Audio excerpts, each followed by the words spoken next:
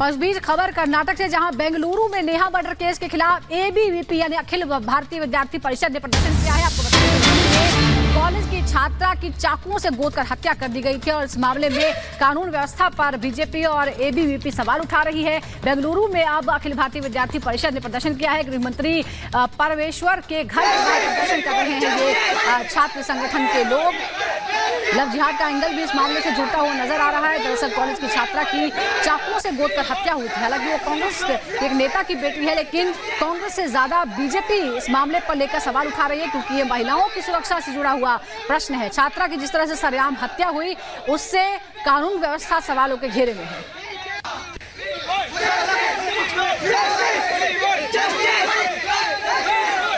तो इस तरह की ये प्रदर्शन की तस्वीरें सामने आ रही है। लगातार लोगों में आक्रोश देखा जा रहा है और बीजेपी का लगातार हल्ला बोल जारी है। और फिलहाल बेंगलुरु में एबीवीपी की ओर से ये प्रदर्शन किया जा रहा है।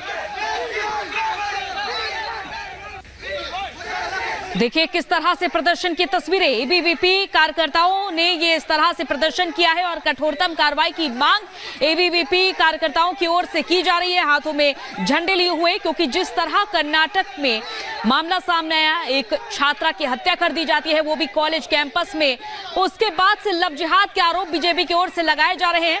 और ये भी एंगल निकल कर आ रहा है कि एक तरफा प्यार के चलते लड़की का मर्डर किया गया है और इसे बीजेपी और एबीवीपी की तरफ से लव जिहाद का एंगल भी जोड़ा जा रहा है।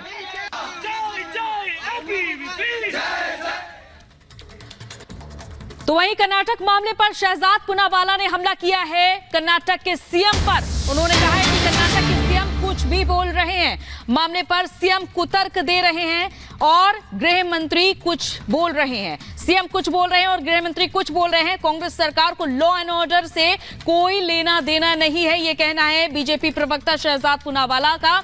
उन्होंने कहा है कि सीएम लगातार कुतर्क दे रहे हैं और उनके गृह मंत्री कुछ और बोल रहे हैं, तो वहीं सीएम कुछ और बोल रहे हैं। कर्नाटका में जो नेहा के साथ हुआ, कांग्रेस की एक नेता की बेटी के साथ हुआ, जिस प्रकार से फयाज ने उसे दिन दहाड़े गोंद गोंद कर मार दिया, ये हमारी रूह को कंपाती है। देश स्तब्ध है, पर कर्नाटका कांग्रेस के नेता, मुख्यमंत्री और गृह मंत्री उसके ऊपर सेकुलर कवर चढ़ाने में व्यस्त हो चुके हैं। वो अलग अलग प्रकार के कुतर्क दे रहे हैं। उस लड़की का पिता कुछ और कह रहा है और गृह मंत्री और मुख्यमंत्री कुछ और कह रहे हैं, ताकि अपने वोट बैंक को सुरक्षित रखा जा सके। इन्हें महिला सुरक्षा की चिंता नहीं है, ये उस मानसिकता का भी बचाव करते हैं जिसके कारण ऐसी घटनाएं होती है। और इसीलिए पिछले 24 से 36 घंटे में कर्नाटका में 8 से ज्यादा ऐसी हत्याएं हो रही हैं। 8 ब्रूटल हत्याएं हुई हैं, परंतु कांग्रेस की सरकार को कानून व्यवस्था से कोई लेना देना नहीं।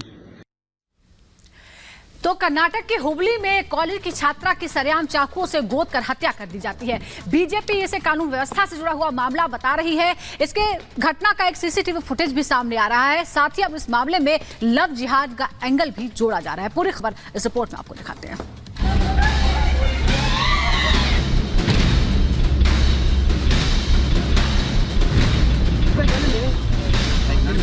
कर्नाटक में लव जिहाद, छात्रा का इनकार किए चाकू से 7 वार, हैवानियत की हद पार। ये तस्वीरें आपको परेशान कर सकती हैं। ये तस्वीरें आपको सोचने पर मजबूर कर सकती हैं कि आखिर कैसे एक शख्स इतना हैवान बन गया कि एक छात्रा को चाकुओं से गोदकर बेरहमी से मौत के घाट उतार दिया।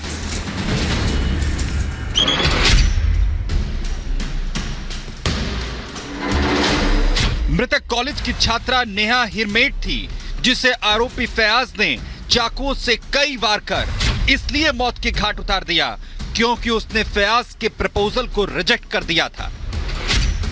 नेहा के इनकार से फयाज आग बबूला हो गया। उसने नेहा को मौत के घाट उतार दिया। आरोपी फयाज पहले नेहा से मिलने आया। कुछ देर उसने नेहा से बात की। फयाज ने नेहा को प्रपोज किया। नेहा ने फयाज का ऑफर ठुकरा दिया। जिसके बाद आग बबूला फयाज ने नेहा पर चाकू से हमला कर दिया।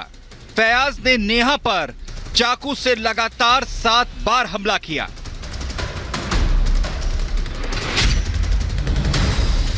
वहीं नेहा की मौत के बाद एक बार फिर से कर्नाटक में लव जिहाद का मुद्दा गरमाने लगा है। एबीवीपी ने नेहा की हत्या के विरोध में जमकर विरोध प्रदर्शन किया और मामले में सख्त कार्रवाई की मांग की।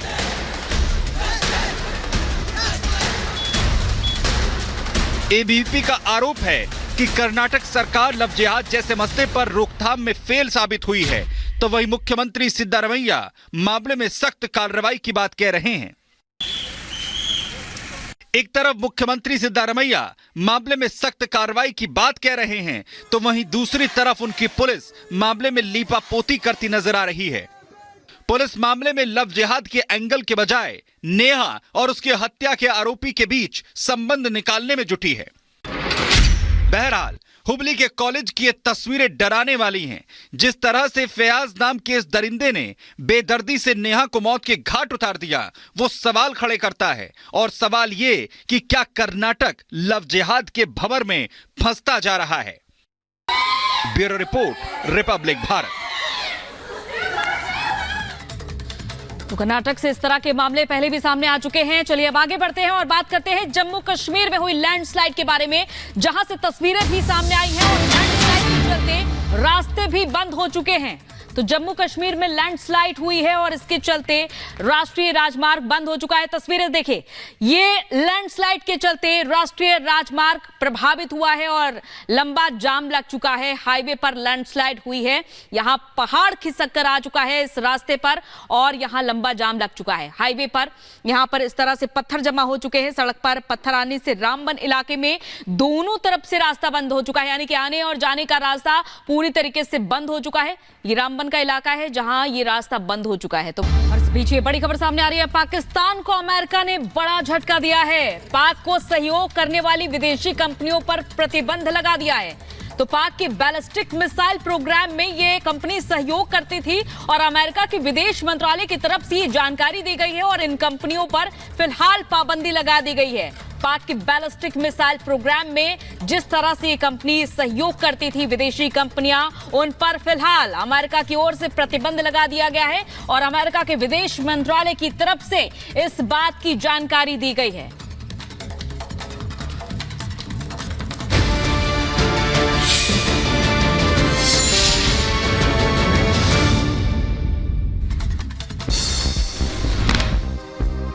बिहार के किशनगंज में कांग्रेस अध्यक्ष मल्लिकार्जुन खड़गे का विवादित बयान, खड़गे पर हिंदू देवी देवताओं का मजाक उड़ाने का आरोप। 30 करोड़ देवता है, सच है? देखो, अब 30 करोड़ देवताओं को याद करने वाला मोदी यहाँ के 140 करोड़ लोगों का देखभाल। गृहमंत्री अमित शाह के बिहार दौरे पर तेजस्वी यादव ने कसा तंज, कहा अमित शाह जितना आएंगे उतना आरजेडी का वोट बढ़ेगा, इनके आने से कोई फर्क नहीं पड़ेगा। इनके आने से कोई फर्क नहीं पड़ेगा, जितना इनके नेता आएंगे उतना हमारा वोट बढ़ेगा। बिहार के पूर्व डिप्टी सीएम तेजस्वी यादव का पहले चरण के मतदान पर बयान, कहा इस बार बिहार चौंकाने वाला परिणाम देगा। पहले चरण की 4 सीट जीतने का दावा भी किया। 4 सीट जो है हम लोग जीत रहे हैं, महागठबंधन जीत रही है। बीजेपी का 2024 का 400 पार का जो फिल्म था वो फर्स्ट डे ही जो है सुपर फ्लॉप हो गया है। मुंबई में संजय राउत के बयान के खिलाफ बीजेपी कार्यकर्ताओं का प्रदर्शन, बीजेपी नेता नवनीत राणा पर संजय राउत ने दिया था विवादित बयान। महाराष्ट्र के संभाजीनगर में एमएनएस कार्यकर्ताओं ने लगाए पोस्टर पर लिखा जो राम को लाए हम उनको लाएंगे। अनुच्छेद 370 हटने के बाद जम्मू कश्मीर में बाहरी उम्मीदवार ने नामांकन दाखिल किया। पंजाब के मोहाली के रहने वाले हैं बलदेव कुमार, निर्दलीय प्रत्याशी के तौर पर नामांकन पत्र दाखिल किया है। ओडिशा के संबलपुर में बीजेपी उम्मीदवार धर्मेंद्र प्रधान ने अग्निवीर उम्मीदवारों से मुलाकात की, कहा 21वीं सदी की लड़कियों में है उत्साह। पीएम मोदी ने लड़कियों को अर्धसैनिक बलों में जगह देने का फैसला लिया। गुना लोकसभा से बीजेपी प्रत्याशी ज्योतिरादित्य सिंधिया ने बिना नाम लिए कांग्रेस नेता दिग्विजय सिंह पर हमला बोला। कहा, राघवगढ़ सेना लेकर आ रहा हूं। एक एक सेना को लेकर आओगे, उपस्थित रहोगे, लड़ाई लड़ने के लिए तैयार करोगे। कल से हमारी ब्यूगल बजेगी। कहाँ बजेगी? कौन से किले पर? मुर्शिदाबाद की रैली में ममता बनर्जी ने सेंट्रल फोर्स की तैनाती पर सवाल उठाए। कहा, सब कुछ लिखा जा रहा है, सही जगह पर सब शिकायतें की जाएंगी। तेलंगाना की सिकंदराबाद सीट बीजेपी उम्मीदवार जी किशन रेड्डी ने अपना नामांकन पत्र दाखिल किया। रक्षा मंत्री राजनाथ सिंह इस मौके पर उनके साथ रहे।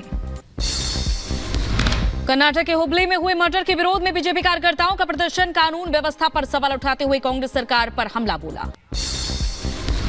जम्मू कश्मीर के रामबन में पहाड़ से पत्थर गिरने से जम्मू कश्मीर हाईवे बंद हो गया है। पत्थर गिरने से लोगों की मुश्किलें बढ़ गई हैं। सड़क से पत्थर हटाने का काम जारी है।